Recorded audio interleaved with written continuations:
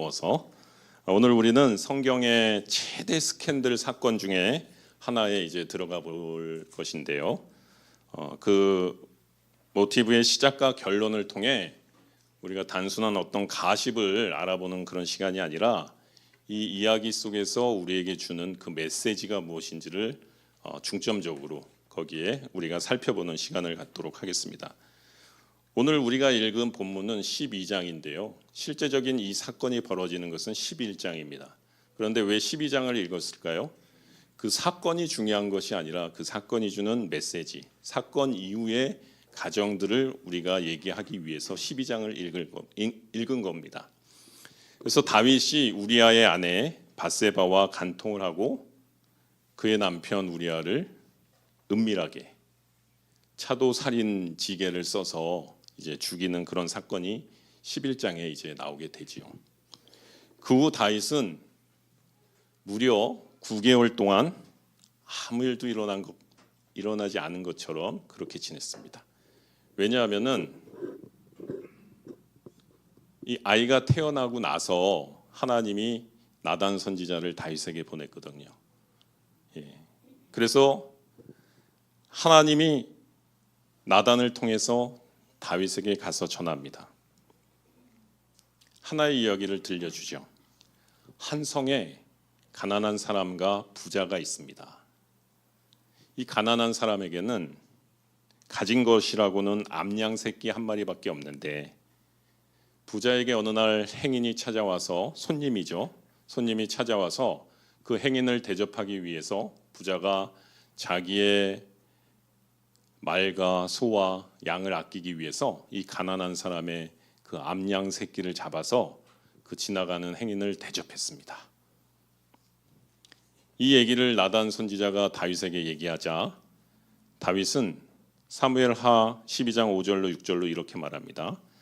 다윗이 그 사람으로 말미암아 노하여 나단에게 이르되 여호와의 살아계심을 두고 맹세하노니 이 일을 행한 그 사람은 마땅히 죽을 자라. 그가 불쌍히 여기지 아니하고 이런 일을 행하였으니 그 양 새끼를 4배나 갚아 주어야 하리라 한지라. 그러자 나단이 바로 다윗에게 말합니다. 당신이 그 사람이라. 이게 오늘 설교 제목이에요. 당신이 그 사람이라. 마땅히 죽을 자라.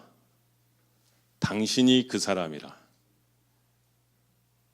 마땅히 죽을 자라. 당신이 그 사람이라. 이게 오늘 우리 설교 내내 흐르고 있는 두 가지 명제입니다. 당신 말대로 마땅히 죽을 자가 당신이라는 것입니다. 이것이 오늘 우리가 살펴볼 메시지인데요. 우리 주변에 보면은요, 좀 다른 얘기지만 우리 주변에 보면은 항상 다른 사람을 욕하고 판단하고 정죄하는 사람 한두 사람 있죠. 말씀하지 마시고 이런 말씀하시면 안 되고 그런 사람 한두 사람 있을 겁니다. 그리고 말을 또 여기저기 옮기고 이런 다니는 사람이 항상 한두 사람 있을 건데 생각하셨어요? 그런 사람 볼 때마다 이 말 꼭 해주고 싶지 않나요? 당신이 그 사람이야. 이런 말 해주고 싶지요. 그래서 오늘 한번 해보겠습니다. 우리가 서로 인사를 한번 할 텐데요. 서로 얼굴을 보고 인사를 하면은 싸움 나기 때문에 저를 보고 여러분 생각하고 그 사람을 생각하고 당신이 그 사람이야 이렇게 한번 저를 보고 인사하도록 하겠습니다. 시작. 생각을 하고 얘기하시라니까요. 그 사람 저를 생각하고 하지 마시고 주변에 그런 분을 생각하고 한 번만 더 하세요. 생각하고 시작. 당신이 그 사람이야. 여러분 들으셨어요? 누군가 여러분 부르셨는데 들으셨어요? 들으셔야 됩니다. 그 소리를 들으셔야 됩니다. 그런데 사랑하는 여러분, 누군가 여러분의 그런 어떤 잘못된 행위를 보고 바로 당신이 그 사람이라고 말한다면 여러분 심정은 어떠겠습니까? 오늘 다윗처럼 죄를 인정하고 회개하시겠습니까? 아니면 화를 내고 그 자리를 떠나버리시겠습니까? 대답은 듣지 않겠습니다. 예, 오늘날 포스트 모던 시대라고 하는데요. 이 포스트 모던 시대에는 강단에서 제일 다루지 않는 문제가 바로 죄라는 주제입니다. 그래서 오늘 저는 죄라는 주제를 다루려고 그러는데요. 왜냐하면 이건 설교자부터 그 죄에 대해서 직면해야 되지 않습니까? 청중이 가장 듣기 싫어하는데 설교자는 항상 첫 번째 청중이니 오죽하겠습니까? 그래서 이런 죄란 문제들을 잘 다루지 않는데요. 설교에서 이 죄악을 다룬다고 해도 죄를 단순히 오늘날은 연약한 것, 실수, 약점 같은 것으로 단순하게 생각하는 경향이 있습니다. 심지어 죄악이라고 우리가 얘기하는데 오늘날은 죄악에서 악을 떼어버리고 죄라고 얘기합니다. 그래서 죄는 실수고 약점이고 연약해서 벌어지는 일이고 악한 것은 다른 거야 하면서 죄악에서 악을 떼어내고 죄를 매우 가볍게 만들어 놓는 것이 요즘 포스트 모던 시대의 경향인 것이죠. 그러나 성경은 그렇게 말하지 않습니다. 사무엘하 11장 27절 보면은 다윗이 행한 그 일이 여호와 보시기에 악하였더라 이렇게 얘기하고 있어요. 악이라고 하고 있습니다. 그냥 실수였다, 실수인 죄야 그러지 않고 악하였다 이렇게 얘기하고 있습니다.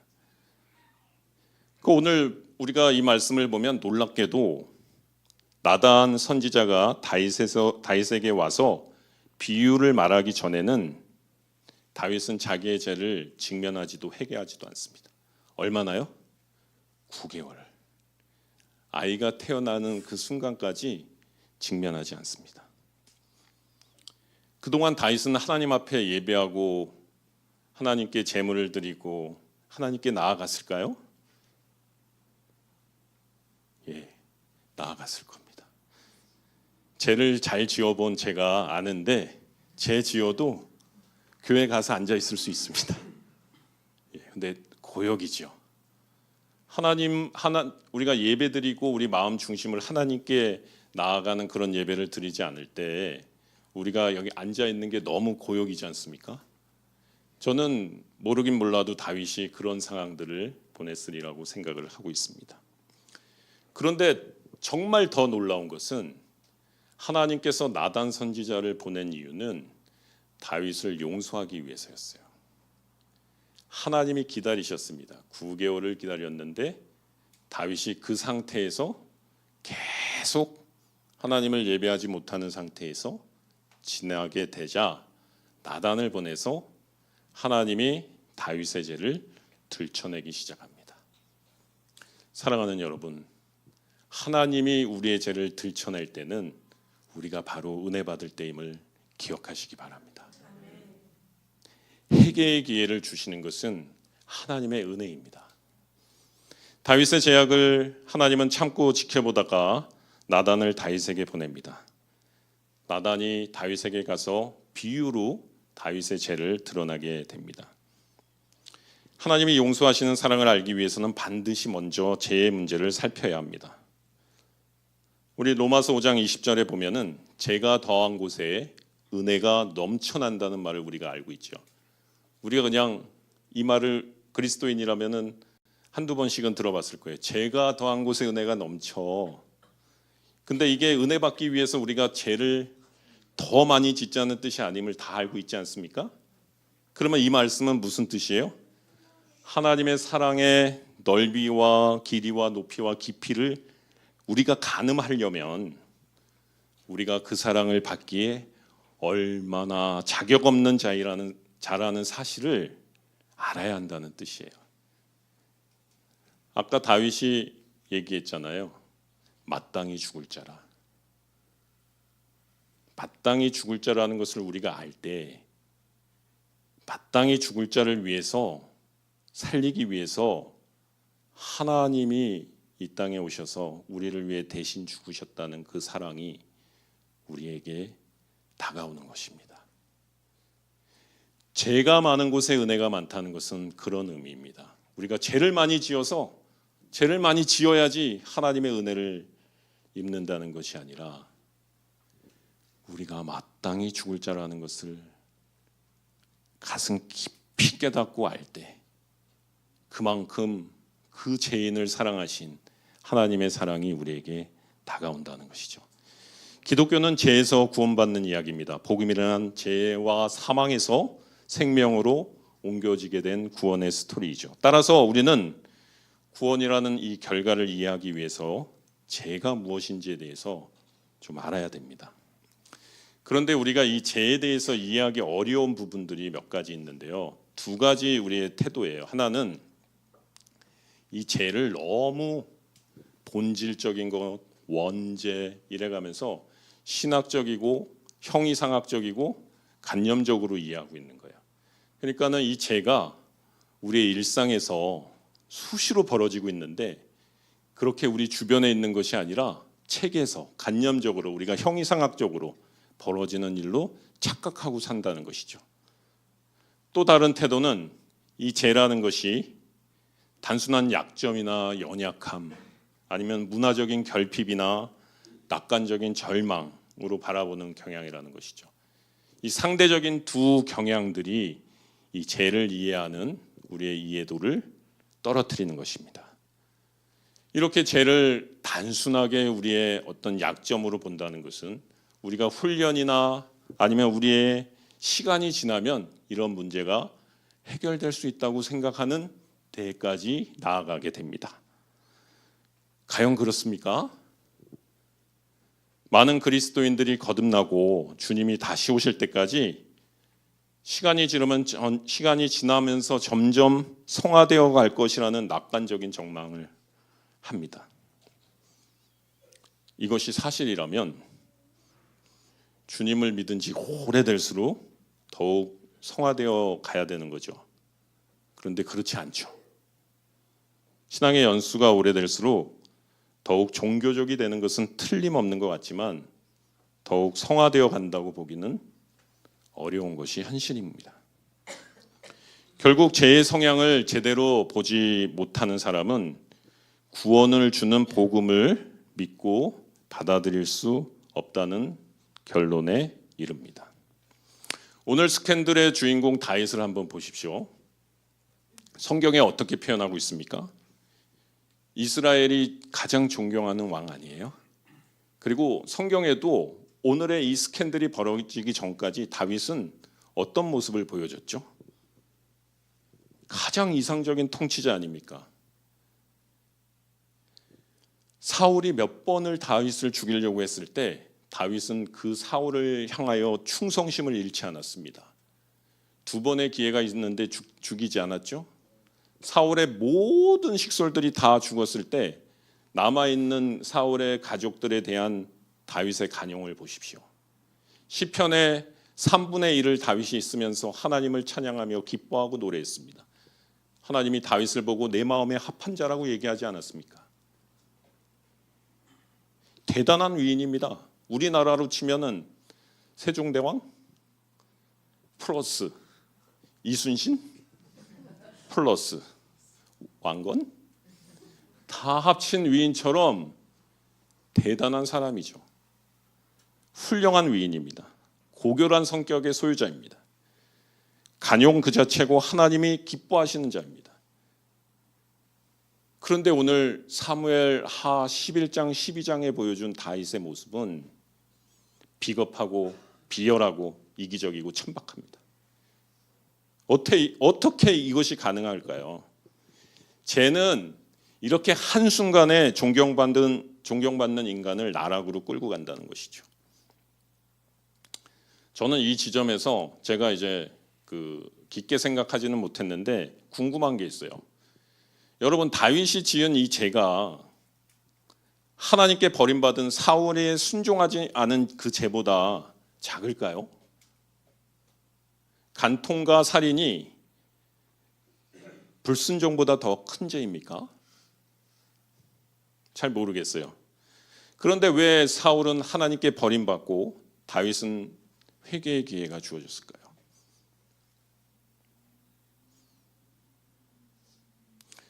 그냥 제가 궁금해서 이런 질문을 던졌는데 이제 로마서에 또 이 말씀이 있더라고요. 9장 15절로 16절에 모세에게 이르시되 내가 긍휼히 여길 자를 긍휼히 여기고 불쌍히 여길 자를 불쌍히 여기리라 하셨으니 그런즉 원하는 자로 말미암음도 아니요 다른 박질하는 자로 말미암음도 아니요 오직 긍휼히 여기시는 하나님으로 말미암음이라.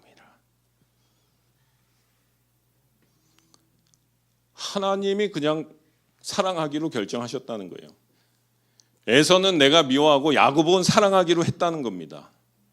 지금 이 자리에 와 계신 여러분, 하나님이 여러분을 사랑하기로 하셨다는 거예요. 놀라운 일이 아닙니까? 깜짝 놀라실 일이 아니에요?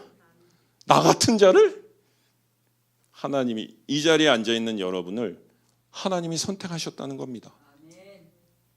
그리고 여러분을 기다리시고 기다리시고 기다리시고 기다리신다는 거죠. 다윗에게 일어난 스캔들은 누구에게나 일어날 수 있습니다. 우리 마음속을 한번 스스로 들여다보시기 바랍니다. 내 속에 있는 것이 공개되지 않는 것이 얼마나 다행입니까? 그렇다면 우리는 왜 그것이 하나님 앞에 죄이고 악인지 알면서도 그런 행위를 하게 되는 걸까요? 첫 번째는 죄는 강한 세력이라는 걸 알아야 됩니다. 죄란 단순한 약점이 아니라 사람의 눈을 멀게 하고 강한 힘으로 제압해서 인간의 본성조차 패배하게 만드는 강력한 힘입니다. 죄를 단순한 실수라고 생각하는 이유는요, 이렇게 생각하지 않아요.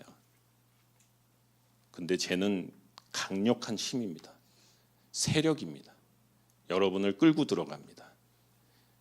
여러분이 그것이 최고라고 믿게 만드는 그 강력한 힘이 있습니다.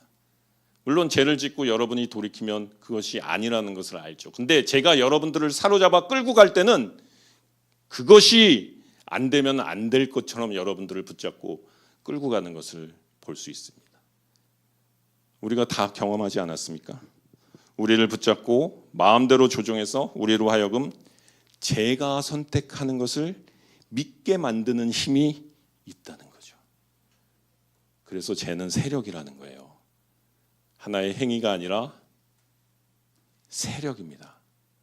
나를 붙잡고 끌고 가는 세력이라는 거예요. 많은 그리스도인이 죄책에서 자유케 된 것을 가지고 우리 육체 안에 역사하는 죄가 사라진 것으로 오해합니다. 더 이상 죄와 싸우는 일이 없다고 간과합니다. 맞습니까?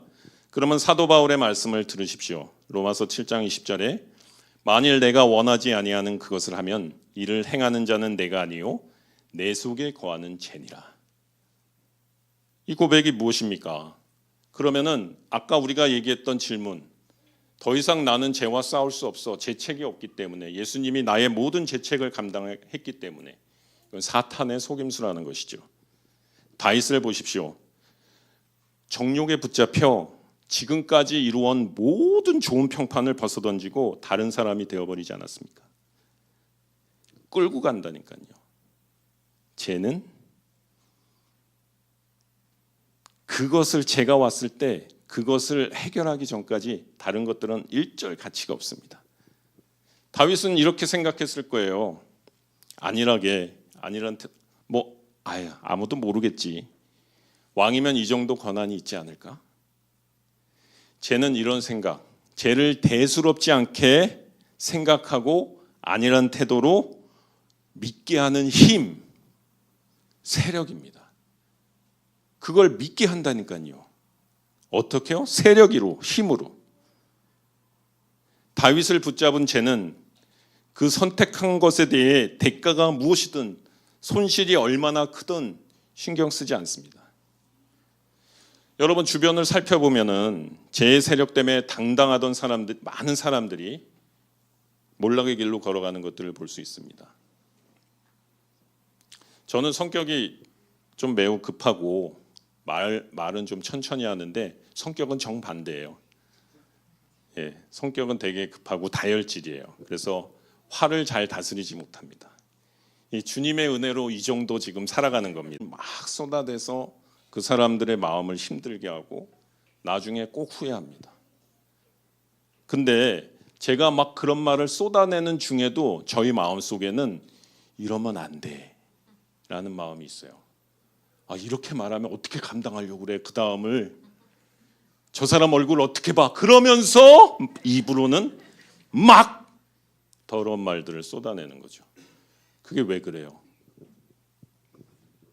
끌고 가는 거라는 거예요. 내가 알지만 끌고 들어갑니다. 그게 세력입니다. 제 세력. 그것이 나를 끌고 들어가는 겁니다. 그 순간 모든 것을 포기해버릴 것 같이 그 화에 내 자신을 던져버리는 것이죠. 이제 어쩔 수 없어 이런 생각이 들다가 주님의 은혜로 번쩍 정신이 들 때 이제 돌이키는 겁니다. 마음속에 이러면 안 돼 이런 생각이 든다니까요. 그런데도 끌려갑니다. 전혀 영향을 미치지 못해요. 그 화가 가라앉기 전까지. 경고의 목소리가 들리지만 제 세력은 그것에 전혀 개의치 않습니다.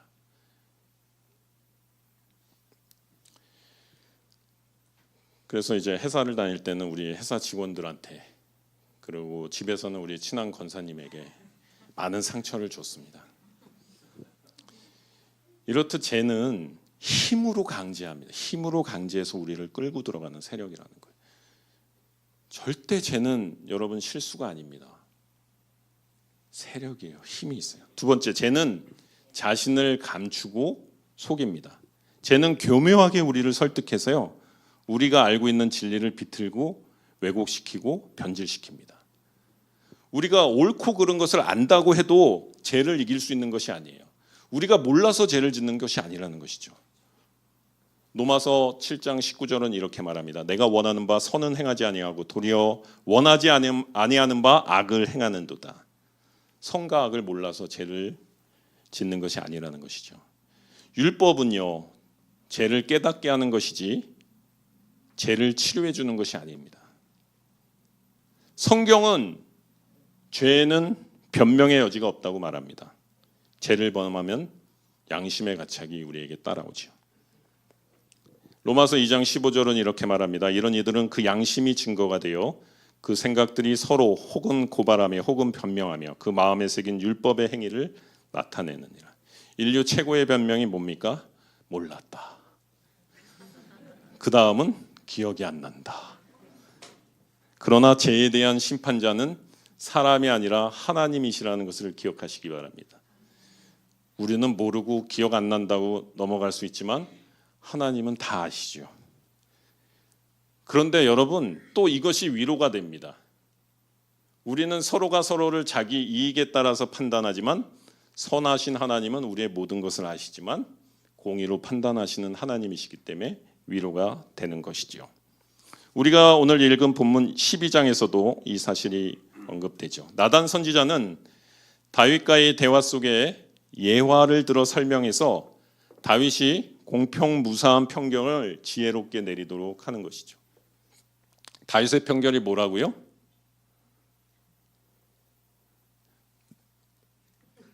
지금 우리가 여기까지 왔는데 다시 돌아가야 됩니까? 다윗이 자기를 뭐라고 그랬어요? 예? 저도 기억 안 나서 그래요. 뭐라고 그랬어요? 마땅히 죽을 자라. 예, 아멘. 기억하십시오. 계속 또 물어보겠습니다. 마땅히 죽일 자다. 다윗의 판결입니다. 근데 만약 이 나단 선지자가 이 상황을 객관화해서 다윗이 바라볼 수 있도록 하지 않고 직접적으로 다윗의 죄를 지적했다면 어떤 결과가 나왔을까요? 쉽게 생각하면 인간은 죄는 자신을 감추고 속인다고 그랬잖아요. 결코 다윗은 그 사실을 받아들이지 못했을 겁니다. 인간은 자기의 행동과 말에 대한 책임질 결과에 대한 두려움 때문에 사실 인식을 왜곡시키는 유일한 존재예요. 그러니까 자기가 자기 생각을 왜곡시킬 수 있는 그러면서 그것을 믿어버리는 유일한 존재라는 것이죠. 자기 자신을 속일 수 있는 유일한 존재가 인간이라는 겁니다. 왜요? 두려움 때문에. 두렵게 하면은 거짓말밖에 안 나옵니다. 우리 자녀들 다 길러보셨죠? 자녀를 두렵게 하면 자녀는 거기에 용기를 내서 사실을 고백하지 않습니다. 그 두려움은 거짓말을 하게 됩니다. 자기를 방어하게 만듭니다. 인간은 그렇고 그렇게 인간을 만드는 것은 죄의 속성이라는 거죠. 설령 그 변하는 것이 진리이고 참된 길이라는 것을 알고 있더라도 그렇다는 겁니다. 셋째는요, 중요한데 죄는 하나님을 미워하고 대적하는 것이라는 것을 여러분 반드시 기억하셔야 됩니다.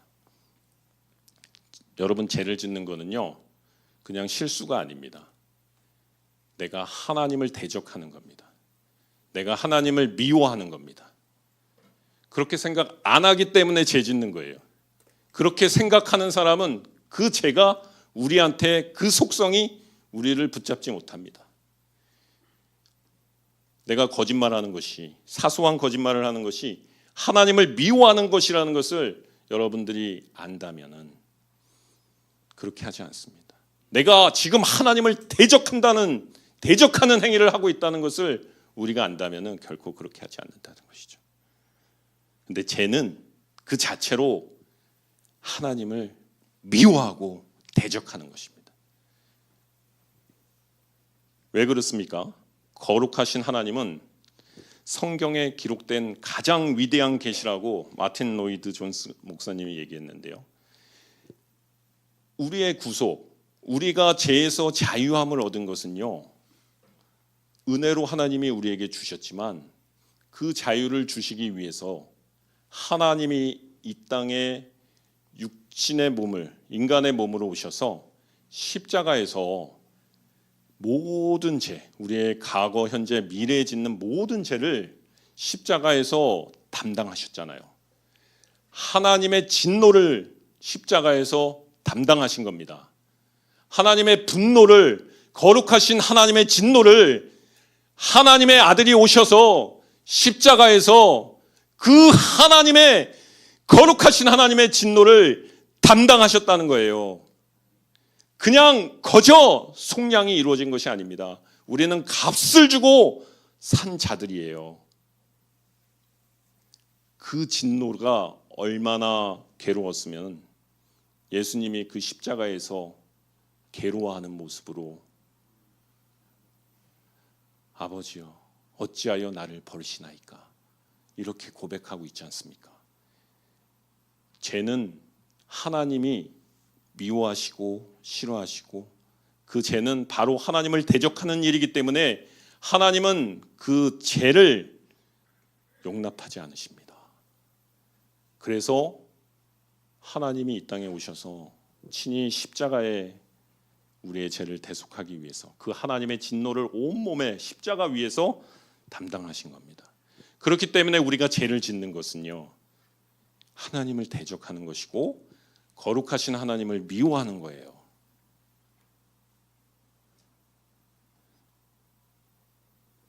하나님이 그리스도 안에서 우리에게 주신 것이 무엇입니까? 그리스도 안에 있는 새 생명, 죄를 이기는 능력의 삶, 기쁨과 평안의 삶 아닙니까?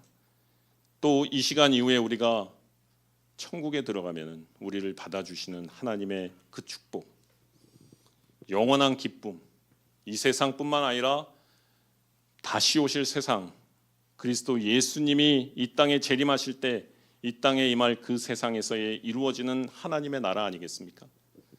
그 축복을 우리가 받았음에도 우리는 어떻게 살고 있습니까? 여전히 이 세상을 사랑하고 이 세상 방식을 즐기고 이 세상 연락을 즐기고 있지 않습니까? 궁극적인 만족을 주지 못하는 것에 매달려 시간을 허비하고 여러분이 받은 은혜를 망각하고 있지는 않습니까? 물어본 거 아니에요. 그렇습니다. 우리는, 저와 여러분은 그렇습니다. 그런 사람이에요. 바로 우리가 그런 사람입니다. 우리 모두는 죄인이고 하나님 앞에 설 자격이 없는 사람들이에요. 거룩하신 하나님 앞에 십자가 없이 스스로 나아갈 수 있는 사람은 없습니다. 결론을 맺어보겠습니다. 놀라운 것은 오늘 본문 13절이에요. 우리 한번 같이 읽어볼까요? 13절 말씀 우리 한번 같이 읽도록 하겠습니다. 시작.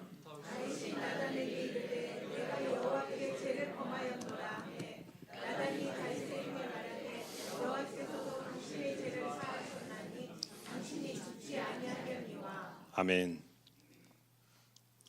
놀랍죠? 다윗이 자기의 죄를 자복하자 하나님이 바로 죄를 용서하세요. 하나님의 은혜는 죄를 드러내고 하나님의 사랑은 회개를 기다립니다. 아멘이십니까? 아멘. 나단 선지자의 비유를 통해 다윗은 하나님께 자기의 죄를 자복합니다. 내가 여호와께 죄를 범하였노라 탄식합니다. 죄를 짓고 9개월 동안 어떻게 살았는지 모르지만 그 삶이 편안하지는 않았을 겁니다. 그 다윗이 이제 하나님 앞에 자기 죄를 자복하며 회개할 때 하나님께서 바로 다윗을 용서합니다. 놀라운 말씀입니다. 여러분 탕자의 우리 비유를 잘 아시지요? 탕자의 둘째 아들이 아니라 탕자의 아버지. 탕자는 둘째 아들이죠. 첫째 아들도 탕자고 둘째 아들도 탕자인데 그 탕부라고 말하면 탕부가 탕자를 기다리잖아요. 탕자가 돌아왔을 때 탕부 아버지의 그 수많은 종들이 먼저 발견해서 탕부에게 가서 그 탕자의 아버지한테 가서 아들이 돌아왔어요. 이렇게 하지 않았어요. 아버지가 제일 먼저 발견했습니다. 멀리서 기다리고 있었죠. 보이자 달려갔습니다. 그 많은 종들이 있었는데도 불구하고 아버지는 주의 깊게 보고 있는 거예요. 돌아오도록 자기 자녀가. 종들은 자기 일하고 있는 거죠. 아버지의 마음이 뭔지 헤아리지 못하는 거죠. 그냥 자기 일 바빠서 하더라도 아버지는 잊지 않고 기다립니다. 탕부가 탕자를 발견한 거예요. 우리 하나님이 그런 아버지십니다. 아멘. 여러분 우리가 회개하고 돌이킬 때 오늘 이 자리에서 우리가 기도하며 우리가 회개하고 하나님께 돌이킬 때 그렇게 하나님이 우리를 봐주시고 우리의 죄를 용서하시고 우리를 이끌어 가십니다. 사단은요 항상 우리가 옳다고 우리 귀에 속삭입니다. 이것은 죄가 아니고 약점일 뿐이라고. 연약한 인간은 그럴 수 있어. 그것이 인간다운 모습이야. 이렇게 우리를 죄의 자리로 유혹합니다. 인간의 최대 문제는 죄의 문제예요. 그리고 그 죄의 유일한 해결책은 우리 주 예수 그리스도이십니다. 그분이 십자가의 보혈로 우리의 죄책을 없애시고 죄의 세력을 깨트리시고 우리의 본성을 새롭게 하십니다. 그렇다면 이제 그리스도인으로서 우리가 삶 가운데 어떻게 죄와 싸워 나가야 할까요? 첫째, 죄의 세력에 대해서 정확하게 파악하는 것입니다. 사탄은요, 죄를 심각하지 않은 것으로 우리에게 날마다 속입니다. 그러나 우리가 앞에서 살펴본 바와 같이 성경은 죄는 심각한 하나님에 대한 반역이라고 말합니다. 그리고 세상의 그 어떤 훌륭한 사람도 죄의 세력에서 자신을 충분히 지킬 만한 능력이 없다고 다윗을 통해서 우리에게 보여줍니다. 죄의 세력을 이길 수 있는 유일한 대안은 예수 그리스도입니다. 하나님의 말씀입니다. 여러분 십자가가 없으면 면류관이 없습니다. 여러분 죄를 우리가 깨우치고 우리 안에 있는 죄를 해결하지 않는 한 우리에게 면류관은 없습니다. 죄를 바라보십시오. 그리고 그 죄를 해결해 주신 우리 주 예수 그리스도를 바라보십시오. 둘째는 바로 그렇습니다. 예수 그리스도의 십자가 은혜를 날마다 기억하는 것입니다. 여러분, 예배는 이렇게 나와 있는, 우리 수요 찬양 예배 이렇게 나와 있는 것은요, 찬양하러 나온 것이 아니라 우리의 구원을 기억하기 위해서 나오는 겁니다. 그래서 그 기억에 우리가 찬양을 드리는 거고, 말씀을 듣는 거고, 우리의 마음을 들여 하나님께 기도로 나가는 것이에요. 거기에 반드시 우리를 구원하신 그 구원자에 대한 기억이 있어야 됩니다. 반드시 하나님의 은혜를 날마다 기억하셔야 됩니다. 우리가 죄의 종이었던 삶에서 구원하여 자유케 하시고 새 생명을 주신 우리 주 예수 그리스도의 십자가의 은혜를 기억해야 합니다. 날마다 때마다 기억해야 합니다. 우리 안에 계신 성령 하나님이 우리에게 죄에 대해서, 의에 대해서 기억나게 하실 것입니다. 사랑하는 여러분, 우리는 죽어 마땅한 죄인입니다. 아멘이십니까? 그리고 하나님의 은혜로 살아난 사람입니다. 오늘 이 시간 주님이 죄인을 찾을 때 내 안에 선한 것이라고는 한 줌도 없다는 고백으로 손들고 나아가시기 바랍니다. 저와 여러분이 그 죄인입니다. 또한 주님이 은혜를 베푸실 때 기다리시며, 이 시간 우리가 마음을 내려놓고 전심으로 하나님께 우리의 마음을 쏟아놓기를 기다리시면서 쳐다보고 계실 때, 나의 존재와 행동은 여전히 의로운 것이 전혀 없지만 오직 믿음으로 살아가는 저와 여러분이 하나님이 기다리시는 그 사람입니다. 나단 선지자가 다윗에게 당신이 그 사람이라는 말을 할 때 마땅히 죽을 자이지만 하나님의 은혜로 구원받은 사람, 그래서 오늘 이 자리에 예배자로 나와 있는 우리를 부르는 음성으로 들으시기를 주님의 이름으로 부탁합니다. 우리 이제 함께 찬양 드리고 기도하겠습니다. 죄는 우리를 하나님으로부터 멀리 끌고 가는 세력입니다. 우리는 은혜가 없으면 우리 안에 있는 은밀한 죄를 알지 못합니다. 하나님이 우리의 죄를 드러내실 때, 그때가 바로 은혜 받을 때요, 하나님의 사랑을 경험하는 순간입니다. 오늘 주님이 주시는 마음으로 찬양 부르시고 우리 회개 기도하도록 하겠습니다.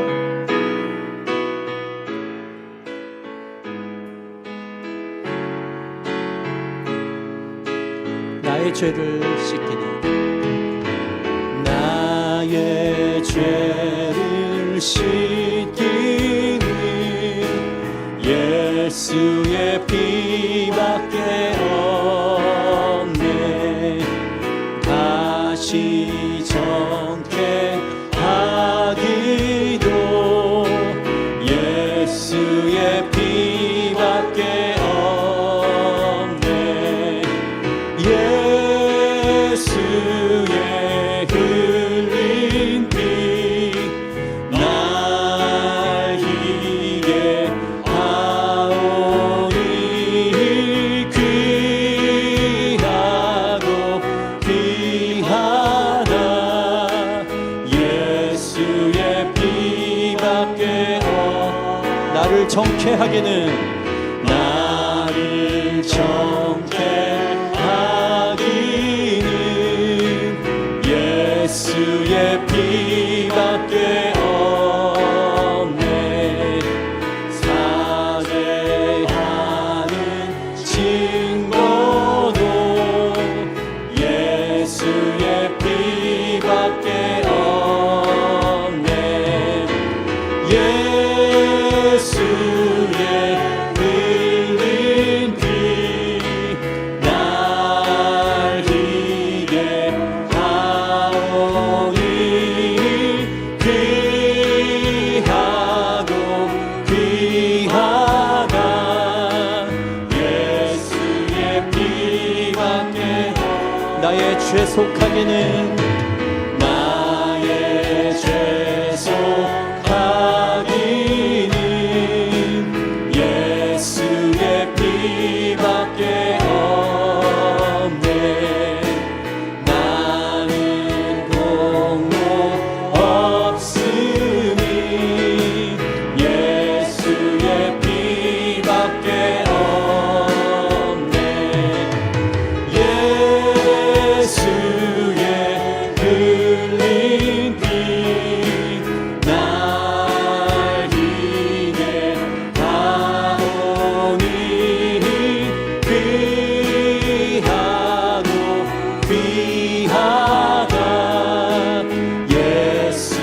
예수의 피밖에 없네. 평안합니다. 우리 이제 하나님 앞에 주님의 이름 한번 부르고 우리가 마음을 찢는 회개의 기도로 나아가도록 하겠습니다. 성령님이 이 순간에 여러분들에게 여러분의 죄를 드러나게 하시고 깨닫게 해주시는 그 죄를, 여러분 안에 있는 그 은밀한 죄를 오늘 이 시간 하나님 앞에 내려놓고 회개의 자리로 나아가시기 바랍니다. 주여 한번 부르시고 우리가 회개기도 드리도록 하겠습니다. 주여! 사랑의 하나님 아버지 감사드립니다. 하나님은 믿보고로사 저희가 저희 죄를 자백하면 저희를 모든 불의에서 깨끗게 하실 것이요 말씀하신 하나님, 오늘 이 시간에 우리가 마음을 찢고 하나님 앞에 나아가기를 원합니다. 우리의 죄를 하나님 앞에 온전히 고백하며 아버지 회개의 자리로 나아가기를 원합니다.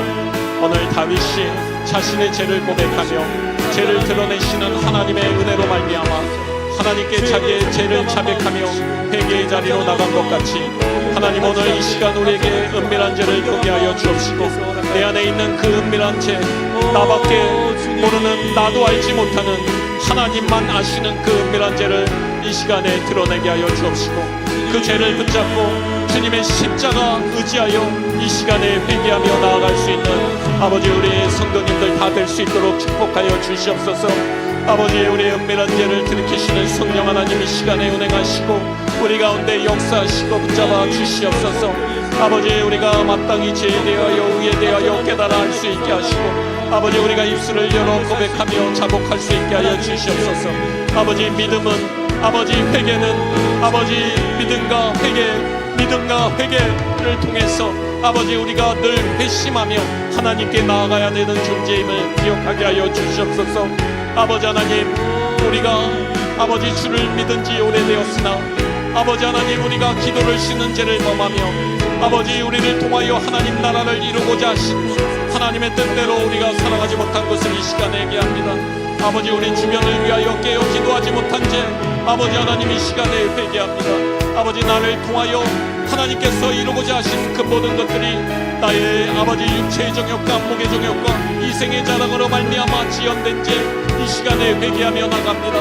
아버지 하나님 나를 붙잡아 주시고 오라 너희 죄가 진홍갈 들지라도 양털같이 이어질 것이요 너희 죄가 붉을지라도 흰 눈같이 희어질 것이라 말씀하신 주님, 아버지 하나님 이 시간에 아버지 우리가 회개하며 자복하며 우리의 은밀한 죄를 주님 앞에 고백하며 나갈 때 아버지 우리를 새롭게 하여 주시옵소서. 우리 마음속에 있는 교만함을 주님 내려놓습니다. 나보다 남을 낮게 여기고 아버지 나의 판단과 기준이 항상 앞서며 아버지 나의 생각, 아버지 나의 의견이 받아들이지 않으면 용납하지 못했던 나의 마음 아버지 교만한 마음을 내려놓습니다. 아버지 하나님 내가 다른 사람을 세우며 아버지 내가 죽기보다 아버지 나의 자신의 욕망들을 세우기 위해 살아갔던 그 순간들 아버지 좁은 길을 걸어간다고 하지만 그 좁은 길에서도 또 편한 길을 찾고 아버지 더 넓은 길을 찾는 나의 아버지 하나님 이 제된 모습들을 주님 앞에 얘기합니다. 아버지 하나님 도와주시옵소서. 아버지 하나님 이 시간에 성령님 우리에게 가르쳐 주셔서 아버지 하나님 우리가 우리의 모든 죄를 주 앞에 고백하게 하시고 아버지 우리를 깨끗게 하시며 온전케 하시는 하나님의 능력을 아버지 하나님 이 시간에 경험하게 하여 주시옵고 아버지 우리를 통하여 하나님께서 이루고자 하시는 아버지 그 크고 놀라운 비밀을 우리가 바라볼 수 있게 하시옵소서. 그 비밀을 바라보며 주 앞에 나갈 수 있도록 주님 도와주시옵소서. 주여 이 시간 우리의 마음을 깨워주옵시고 주여 이 시간 우리를 붙잡아 주시옵소서. 아버지 하나님 이 시간에 간절히 주 앞에 기도하며 간구하는 아버지 하나님 우리 성도들의 아버지 기도를 들어주옵시고 신원하여 주시옵소서. 아버지 하나님 도와주시옵소서. 아버지 하나님 내가 거룩하니 너희는 거룩할지니라 말씀하신 주님, 주의 거룩하심을 쫓아 우리가 나아갈 수 있도록 주님 도우시고 인도하여 주시옵소서. 거룩하신 주님 감사드립니다. 우리 한 번 더 기도하겠습니다. 하나님, 하나님을 미워하고 대적하는 일을 대수롭게 생각했던 저의 안일함을 돌이키고 회개합니다. 주님 은혜 주셔서 나의 눈을 밝게 하시고 나의 죄악을 보고 내 속에 정한 마음을 새롭게 하여 주시옵소서. 주님 제가 죄인입니다. 주님 그러나 제가 죄인이지만 주님의 은혜 받은 자입니다. 우리는 죄인이기도 하고 이제 주 예수 그리스도 안에서 의인입니다. 여러분, 이 시간에 회개하셨다면 반드시 우리를 회복시키시는 하나님의 그 기쁨을 누리셨다면 하나님께 감사하고 그 하나님을 높이며 우리가 입술을 들어 하나님을 찬양하는 기도를 마땅히 드려야 할 줄 믿습니다. 하나님의 구원을 기뻐합시다. 쓰레기 더미에서 건져주신 주님을 경배하고 높입시다. 이 시간에 우리가 하나님을 높이는, 하나님을 찬양하는 기도를 드렸으면 좋겠습니다. 주님 감사합니다. 주님 나를 구원해 주심을 감사합니다. 주님 나를 새롭게 해 주심을 감사합니다. 할렐루야. 거룩하신 주님 감사드립니다. 아버지 하나님, 나를 새롭게 하여 주옵시고 나를 우리 주 예수 그리스도 안에 구속의 은혜 가운데 있게 하여 주심을 감사드립니다.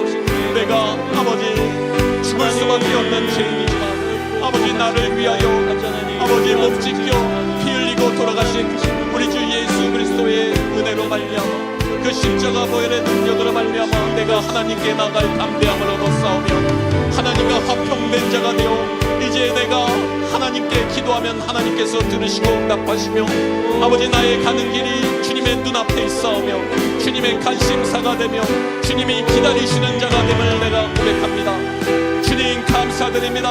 아버지 내게 이 세상이 줄 수 없는 기쁨으로 충만케 하시고 주님 나의 마음을 새롭게 하신 주님을 찬양합니다. 주님 경배받아 주시옵소서. 나의 마음 중심이 주를 기뻐하며 주님이 주신 이 회복의 기쁨으로 주님을 찬양합니다. 주님 영광받아 주시옵소서. 주님 나의 삶을 받아 주시옵고 아버지 하나님 이 시간에 나의 마음이 결단하며 주님께 나가기를 원합니다. 이제 아버지 이제는 내가 나의 자신을 위하여 살아가는 것이 아니라 나의 욕망을 따라 살아가는 것이 아니라 하나님의 내게 보여주신 그 하나님의 나라를 붙잡고 하나님의 인도하시는 그 길을 따라 순종하며 걸어갈 수 있는 자됨을 감사드립니다. 아버지 하나님 감사드립니다. 내 눈을 밝혀주시고 하나님 나라를 보게 하시고 하나님을 바라보게 하여 주심을 감사드립니다. 하나님 감사합니다. 우리의 삶을 변화시켜 주옵시고 내가 변함으로 말미암아 나를 통하여 하나님께서 이루실 크고 놀라운 비밀을 보게 하여 주심을 감사드립니다. 하나님 감사합니다. 우리 가정을 변화시켜 주시고 우리 직장을 변화시켜 주시고 우리 자녀를 변화시켜 주시고 우리 배우자를 변화시켜 주시고 나를 통해서 하나님께서 큰 일을 해나가실 줄 믿음으로 감사드립니다. 믿음이 없이나 하나님을 기쁘시게 하지 못하나니 하나님께 나아가는 자는 그가 계신 것과 자기를 찾는 이에게 상 주시는 이심을 믿어야 할지니라 말씀하신 주님, 내게 믿음 주심을 감사드립니다. 아버지 내가 믿음으로 살아갈 수 있게 하심을 감사드립니다. 나의 의인이 오직 믿음으로 말미암아 살리라 말씀하신 주님, 아버지 내가 주님 주신 그 믿음으로 살아갈 수 있는 존재됨을 감사드립니다. 주님 영광 받아 주시옵소서. 모든 영광 주님 받아 주시옵소서. 모든 영광 주님 홀로 받아 주시옵소서. 나의 삶 나의 모든 것을 주님께 드리오며 주님 모든 나의 마음 중심으로 나의 모든 것을 주님께 올립니다. 주님 영광 받아 주시옵소서. 믿음과 삶을 할렐루야. 살아내는 실력이 믿음과 삶을 살아내는 실력이 너무나 다른 내 모습을 볼 때 너무나 다른 내 모습을 볼 때에 이 모습도 주가 사랑하실까 자신 없는 내 모습 그저 주님 앞에 나 같은 자도 사랑하여 주시고 나 같은 자도 사랑하여 주시고 한 번도 나를 떠나지 않으셨네. 한 번도 나를 떠나지 않은 아픔 속에 주를 찾게 여긴 날 속에 주를 찾게 여긴 날 꾸짖지 않으시고 내 손 잡아주시네. 오직 주님 안에 두려움 없네. 고난을 통해 날 만드심을 믿네. 주님만이 내 모든 것 되시네. 주의 강한 손 날 붙드시네.